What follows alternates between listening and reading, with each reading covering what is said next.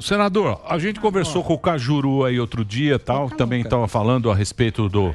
que agora eles estão tentando fazer o impeachment lá do Careca.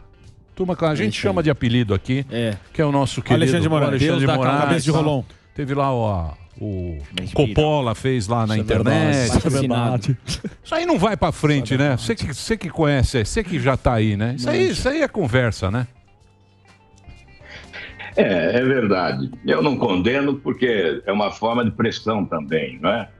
Mas eu não sou daqueles que vendo falsa ilusão, não gero falsa expectativa, não é? Não há nenhuma possibilidade disso ser bem sucedido agora. Em função das regras que são conhecidas já. Um pedido de impeachment é avaliado pelo presidente do Senado. Cabe a ele o acolhimento ou não. Obviamente, o correto seria submeter à advocacia do Senado para verificar a jurisprudência, a legalidade, se há fatos determinados e, em seguida, submeter à mesa do Senado, que recomendaria, aí sim, o julgamento pelo plenário do Senado Federal. Então, morrem já no primeiro momento, quando cabe ao presidente o acolhimento. Nós tivemos mais de 40 pedidos no ano passado, né? Eles todos foram arquivados. E o caminho me parece ser esse, da gaveta. A gaveta é o pior lugar. Eu creio que qualquer pedido deve ser analisado.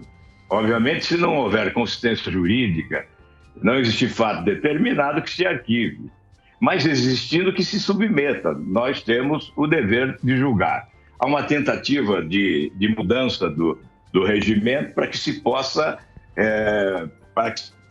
recorrer ao plenário. Então, se não há decisão da parte da presidência da Casa, recorre-se ao plenário. Mas esse regimento ainda não foi alterado. Ô, senador, mas o senhor, como é que o senhor enxerga o STF? As decisões monocráticas e tudo que tem sido feito, você acha que teria motivos para acontecer esse impeachment? Em primeiro lugar, o Supremo tem sido... É preciso, antes, dizer o seguinte: o Supremo é uma instituição essencial ao Estado de Direito e à democracia, e como tal tem que ser preservado. Nós podemos, evidentemente, condenar os seus integrantes, eventualmente, se praticarem atos incorretos, né? Atitudes ilícitas, por exemplo. No entanto, temos que preservar o Supremo. O Supremo tem que ser... Nós, os integrantes dessas instituições, eu no Legislativo e o ministro lá no Supremo, nós somos transeuntes, passageiros, episódicos, substituíveis.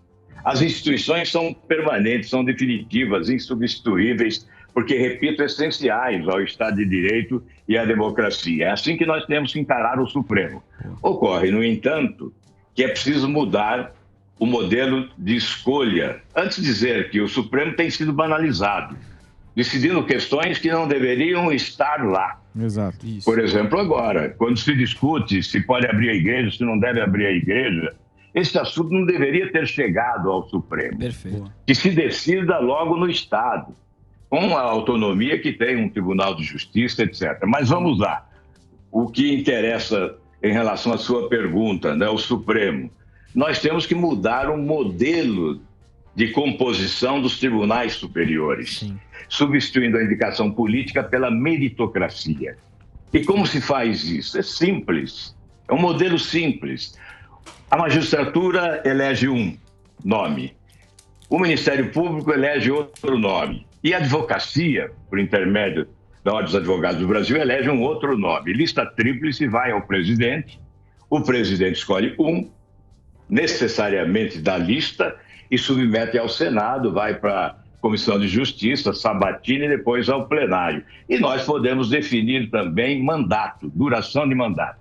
Olha, enquanto persistir a indicação política, persistirá a suspeição sobre qualquer decisão, especialmente quando a decisão se refere a políticos. Veja, mesmo que a decisão seja correta do ponto de vista técnico, da jurisprudência, respeitando a Constituição e a legislação, sempre haverá os que interpretam diferentemente e certamente existirão aqueles que consideram suspeitos os que decidiram, porque eles foram nomeados politicamente. Dos atuais 11 ministros, 7 foram nomeados pelos governos do PT. Então, obviamente, quando você absolve o ex-presidente Lula, você coloca sob suspeição essa decisão. Com a meritocracia não haverá apadrinhamento político e nós teremos, então, um julgamento mais adequado e certamente mais justo, e o Supremo readquirirá a sua importância, o seu conceito e a sua respeitabilidade. Mas o senhor acha que é fácil, senador, mudar todo esse esquema pela questão da meritocracia? Olha, eu considero fácil, basta vontade política, porque compete aí ao Congresso Nacional. Mas o senhor não falou, senador, perdão. Exatamente. É que o senhor não falou. O senhor acha que caberia mesmo? Essa é a questão aqui, eu acho que do Alba. Essas decisões, a gente tá vendo, tá cansado de ver. Solta Lula, solta o André do Rap. O senhor acha que caberia, sim, um impeachment? Porque são decisões de uma única pessoa. Inclusive, essa que o senhor falou, que a decisão aí de abrir a igreja, chamaram, porque ia ser uma decisão única, falaram, não, isso aí tem que ser, todo mundo tem que decidir. Como que faz isso aí? O senhor não acha que cabe mesmo um pedido de impeachment de pessoas pontuais ali?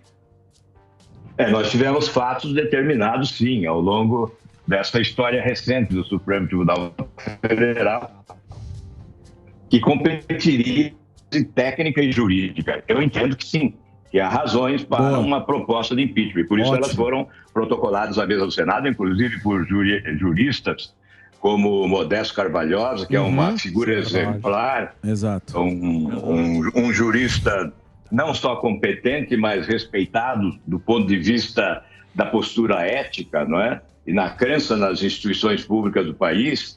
A Janaína Pascoal também protocolou pedido de impeachment junto ao Senado Federal. Enfim, existem razões, não é? Razões sobrando até. Mas, infelizmente, esse processo... E olha, eu vou colocar aqui uma questão agora. O foro privilegiado. Eu sou autor do projeto que acaba com o foro privilegiado desde 2013. O Senado aprovou em 2017, foi para a Câmara no dia 7 de junho, está lá na Câmara no dia 11 de dezembro de 2018, foi aprovado na comissão especial, ficou pronto para ir para plenário e ser votado. Uma única sessão da Câmara, com 2 votações, e nós acabaríamos com o foro privilegiado, que beneficia mais de 55 mil autoridades. O que eu quero dizer com o foro e Supremo e Senado é que a existência do foro privilegiado estabelece um conluio entre o Supremo e o Senado. Por quê? Só o Supremo julga senadores e só os senadores podem julgar ministros do Supremo. Então se estabelece um conluio. Por isso as coisas não andam nem de um lado e nem do outro. Quando dizem, olha, a Operação Lava Jato foi seletiva, não foi a operação seletiva. Seletiva é a legislação que protege, que beneficia, que privilegia autoridades dos 3 poderes, e não são poucas, são mais de 55 mil autoridades. Então, a legislação é seletiva, porque essas autoridades nunca são julgadas, e quando são julgadas, são quase sempre absolvidas. Veja, na Operação Lava Jato, 186 condenados em primeira e segunda instância. E lá no Supremo, apenas um parlamentar foi condenado. Portanto, esta é a diferença, este é o jogo. Acabar com o foro privilegiado é um salto civilizatório. E se nós aprovarmos em seguida a prisão em segunda instância, aí sim nós teremos dado um passo importante na direção de uma nova justiça e colocaríamos o Brasil no patamar dos países mais civilizados do mundo, não com esse sistema judicial caótico que temos, temerário que possuímos. O sistema judicial brasileiro está fracassado, está condenado. Então, exatamente, o Congresso Nacional tem responsabilidade também, porque cabe ao Congresso legislar para mudar. E, obviamente, a sociedade está aí para pressionar.